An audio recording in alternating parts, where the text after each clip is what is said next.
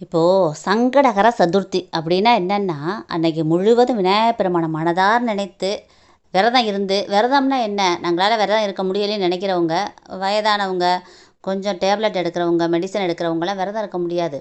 நல்ல மனசோட, தூய்மையான மனசோட விநாயகப் பெருமானுடைய நாமங்களை மனசுக்குள்ள நினச்சிக்கிட்டு உங்களோட வேலையை பார்த்துக்கிட்டே இருங்க. அதுவே விரதத்துக்கு சமம். நல்ல மனசு இருந்தாலே விரதத்துக்கு சமம் தான் அது. அதனால் நீங்கள் அன்னைக்கு முழுவதும் விநாயகப் பெருமான் நாமங்களை சொல்லிட்டு சாமி கும்பிடுங்க. சாயங்காலம் விநாயகப் பெருமானுக்கு அருகம்புல் வாங்கி கொடுங்க. அருகம்புல் வாங்கி விநாயகப் பெருமானை கும்பிடும்பொழுது உங்கள் பிரச்சனைகள் அனைத்தும் வேரோடு அறுக்கப்படும். சங்கடங்கள் அனைத்தும் வேரோடு அறுக்கப்படும்.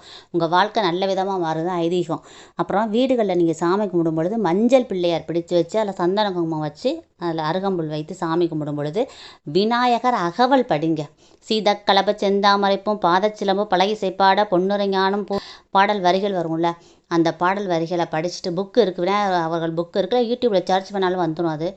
அதை நீங்கள் படிச்சுட்டு பாராயணம் பண்ணுங்கள். உங்கள் எண்ணிய காரியங்கள் அனைத்தும் நல்ல விதமாக நிறைவேறும். உங்கள் வாழ்க்கையில் என்ன வேணும்னு நினச்சி நீங்கள் படிக்கிறீங்களோ அது கண்டிப்பாக நிறைவேறும். அதான் அதோட சாஸ்திரமே அதான். அதனால் விநாயகர் அவள் படிங்க. சங்கடகர சதுர்த்தி அன்னைக்கு விநாயகர் அவள் படிச்சுட்டு மஞ்சள் பிள்ளையார் பிடிச்சி வச்சு சாமி கும்பிடுங்க.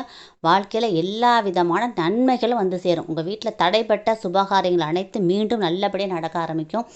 எல்லாமே வாழ்க்கையில் வளர்ச்சி கிடைக்கும், மிகப்பெரிய வெற்றி கிடைக்கும், பொருளாதார உயர்வு கிடைக்கும். குடும்பத்தில் கணவன் மனைவி சந்தோஷமாக இருப்பீங்க. இந்த பதிவை எல்லாருக்கும் ஷேர் பண்ணுங்கள், கமெண்ட் பண்ணுங்கள்.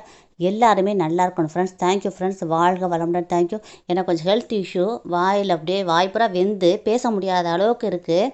அதனால தான் என்னோடய நாக்கெல்லாம் குளர்ற மாதிரி இருக்குது நான் பேசும் பொழுது. அதனால் கொஞ்சம் மிஸ்டேக் இருந்தாலும் மன்னிச்சுக்கோங்க. Thank you friends. வாழ்க வளமுடன். தேங்க்யூ.